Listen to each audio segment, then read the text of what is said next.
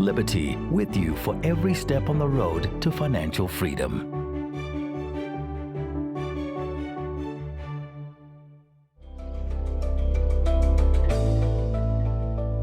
Well, if you're in your 20s or 30s, today's FinSmart is all about you. Whether you've just started your first job or you're busy climbing the corporate ladder, you are never too young to think about your long-term financial future.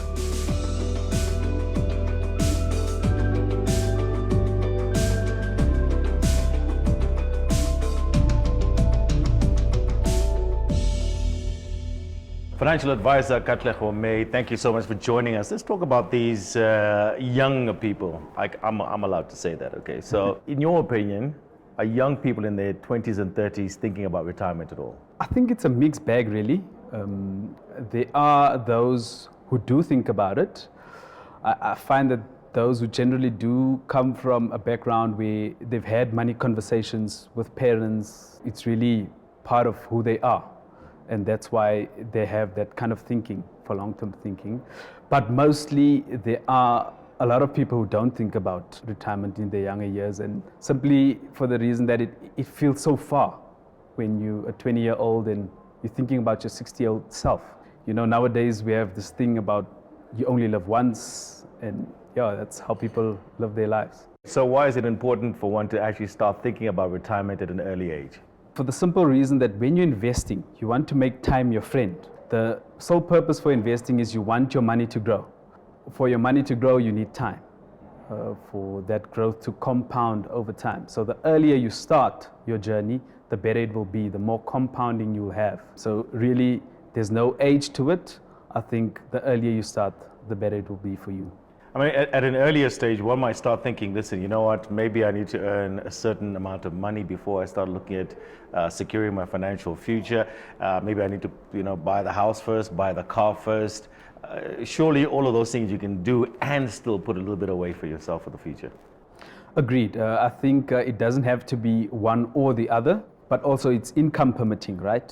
So if your income does allow you to do all of that, it's a good thing. But I think before the conversation about investing for retirement and investing in general, I think you need to also take control of your money and budget. And that will give you an understanding of what you can and cannot afford to do. But I think saving for the long term should definitely be top of the list as a priority. I don't think there's a particular amount you should start with. You can start with whatever you have. But it's important to remember that you cannot start at a particular level, let's call it 100 Rand, and expect that you're going to retire comfortably by just putting away the minimum amount or putting away that for your entire lifespan. It's important to, as you progress through your life, to review your situation, review your budget so that you can allocate more and more over time to your long-term savings. What advice do you wish somebody had given you when you were in your 20s?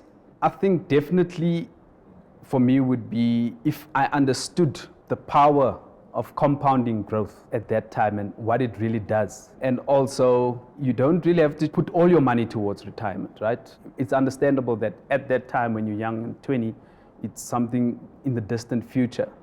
And I think this is where maybe we could frame it differently and not use the word retirement, because retirement feels like an event. Maybe change the wording and say long-term savings, and long-term at that point could be 10, 20, 30 years. And if you don't access it in that time, then you can also use it for your retirement. Some good advice there coming from Katlego. Though it's recommended that you actually start saving at an early age, as early as possible. It's never too late to start though, so don't be disheartened if you haven't invested in a retirement annuity just yet. A reminder that anyone can make use of the services of a financial advisor who will help you come up with the best plan tailor-made to what you can afford right now. So do it.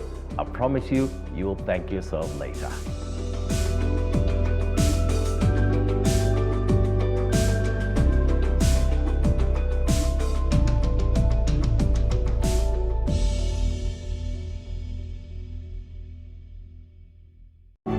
It's not just your financial freedom, it's your liberty.